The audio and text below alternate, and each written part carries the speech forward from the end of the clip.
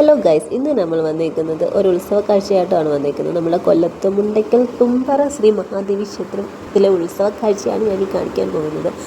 എനിക്ക് പലതിൻ്റെ പേരൊന്നും എടുത്ത് പറയാൻ അറിഞ്ഞുകൂടാ. പക്ഷേ വൈകുന്നേരം ഇവിടെ ഒരു സ്പെഷ്യൽ എന്ന് പറഞ്ഞാൽ ഒരു 4 മണിക്കൊക്കെയാണ് ഗാനമേള ഉള്ളത്. ഗാനമേള തുടങ്ങി ഈ കെട്ടുകാഴ്ചയെല്ലാം വരുന്നത് വരെ ഗാനമേള കാണും. അപ്പം ഈ കെട്ടുകാഴ്ച വരുന്നതിന് മുമ്പുള്ളതാണ് ഈ കാണുന്നത്. അപ്പം 4 മണിക്കാണ് ഇവിടെ നമുക്ക് ഗാനമേള തുടങ്ങിയത്. പക്ഷേ ഗാനമേള 4 മണിക്കൊക്കെ ഈ വെയിലത്ത് ഈ ചൂടത്ത് എങ്ങനെ വന്ന് നിൽക്കും?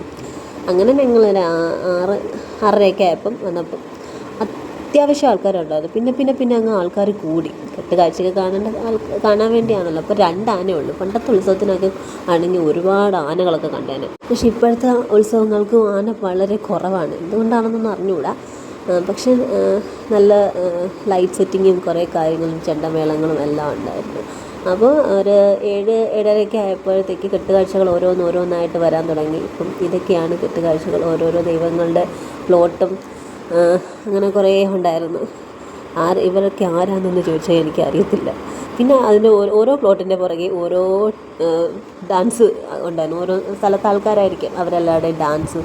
എല്ലാവരും ഭയങ്കരമായി ഡാൻസൊക്കെ ആയിരുന്നു. നല്ല രസമായിരുന്നു കാണാൻ തന്നെ. ഇതൊക്കെ നല്ല രസമുണ്ട് കാണാൻ. റിയലായിട്ട് ദൈവങ്ങളൊക്കെ വന്നിങ്ങനെ നോക്കുന്ന പോലെ തോന്നുന്നു. ഭയങ്കര ഒറിജിനാലിറ്റി എനിക്ക് ഫീൽ ചെയ്തു.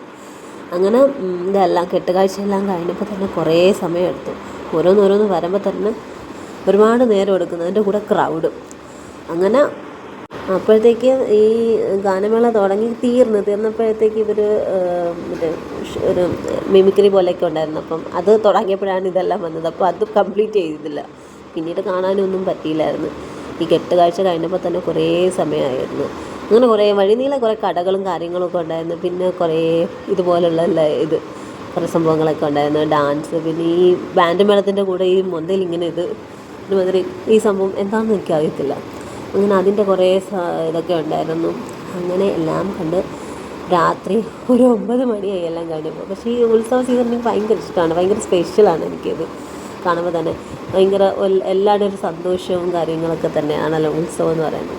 ആഘോഷമാണല്ലോ ഉത്സവം എന്ന് പറയുമ്പോൾ തന്നെ. അപ്പം ഒരുപാട് വേറെ സ്ഥലത്തു നിന്നൊക്കെ ആൾക്കാർ വന്ന് ഭയങ്കരമായിട്ട് ഡാൻസും പാട്ടും ഒക്കെ ആയിരുന്നു. അങ്ങനെ ഇനിയിപ്പോൾ കുറച്ച് നാളത്തേക്ക് ഇനി ഉത്സവങ്ങൾ തന്നെ ആയിരിക്കും. ഒരു ഏപ്രിലൊക്കെ വരെ ഉത്സവ സീസൺ ആയിരിക്കും. അങ്ങനെ ഇതൊക്കെ കണ്ടുകൊണ്ടിങ്ങനെ നിന്നപ്പോൾ നല്ല രസമുണ്ടായിരുന്നു. പിന്നെ വീഡിയോ എടുക്കാൻ തന്നെ എനിക്ക് ഭയങ്കര ഒരു ബുദ്ധിമുട്ടായിരുന്നു. കാരണം എന്ന് പറഞ്ഞാൽ ഇത് കാണുകയും ചെയ്യണം, വീഡിയോ എടുക്കണമെന്ന് പറഞ്ഞാൽ നടക്കുന്ന കാര്യമല്ല. അങ്ങനെ അതെല്ലാം കഴിഞ്ഞ് തിരിച്ചു, അത്രേ ഉള്ളൂ.